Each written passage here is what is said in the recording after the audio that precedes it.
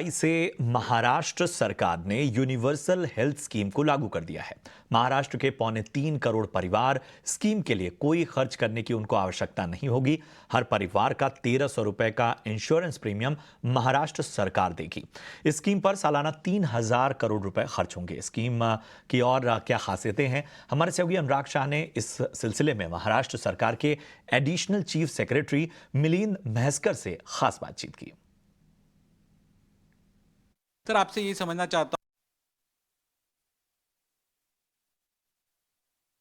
जो जुलाई से महाराष्ट्र सरकार ने कहा है कि यूनिवर्सल हेल्थ स्कीम जो है लागू होगी, जिसमें महाराष्ट्र के सभी लोग शामिल होंगे, तो क्या ये माना जाए सही कि महाराष्ट्र के अंदर जो सबसे पैसे वाला व्यक्ति है या फिर जो सबसे गरीब है वो अब एक ही पैमाने पे आ गए महाराष्ट्र सरकार की इस स्कीम के लिए, और हर सिटीजन जो है वो इस स्कीम के अंतर्गत कवर है 5 लाख रुपए तक? जी बिल्कुल सही बात है। महाराष्ट्र सरकार ने ये निर्णय ले लिया है कि महाराष्ट्र का जो भी नागरिक है, रहवासी है, उसको ये स्कीम का फ़ायदा मिलना चाहिए। और महाराष्ट्र इस स्कीम में पहले से ही अग्रसर रहा है। 12 साल से ये स्कीम महाराष्ट्र में चल रही है। उसके बाद हमारे आदरणीय प्रधानमंत्री मोदी जी ने जो प्रधानमंत्री जन आरोग्य योजना शुरू की 2018 में, तब महाराष्ट्र की योजना और वो योजना लगभग मैच हो गई। और उसके बाद हमारे राज्य सरकार ने, मतलब हमारे मुख्यमंत्री, उप मुख्यमंत्रियों ने ये निर्णय लिया कि ये हेल्थ ये बहुत ही अहम मुद्दा रहता है सबके लिए, और इसलिए महाराष्ट्र का हर नागरिक इसमें कवर होना चाहिए।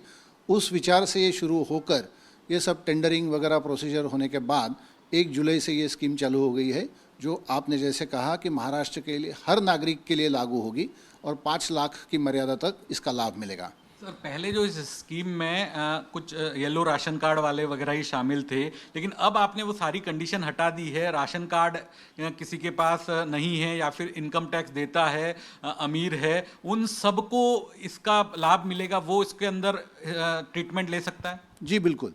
पहले कोई भी सरकारी योजना में सोच ये रहती है कि ज़्यादा से ज़्यादा लाभ जो वंचित है, गरीब है, जिनको ज़्यादा ज़रूरत है, उनको मिलना चाहिए।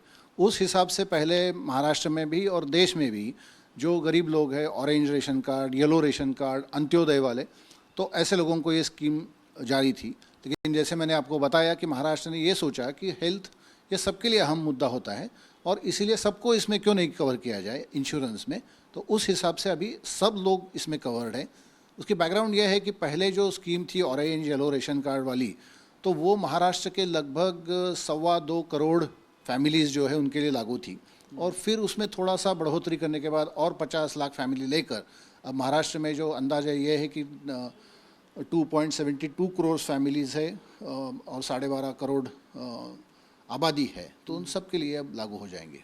जी सर, हमेशा इस तरह की जो सरकारी स्कीम में एक चिंता ये रहती है कि ये केवल सरकारी हॉस्पिटल तक ही सीमित रहती है और जो ट्रीटमेंट होते हैं, जो इलाज होते हैं, वो उसका भी दायरा थोड़ा कम होता है। तो इस स्कीम में उसको क्या आपने बढ़ाया? जी, इस स्कीम की एक खासियत पहली ये है कि इसमें काफ़ी जाने माने, काफ़ी प्रसिद्ध प्राइवेट हॉस्पिटल्स भी पहले से शामिल है।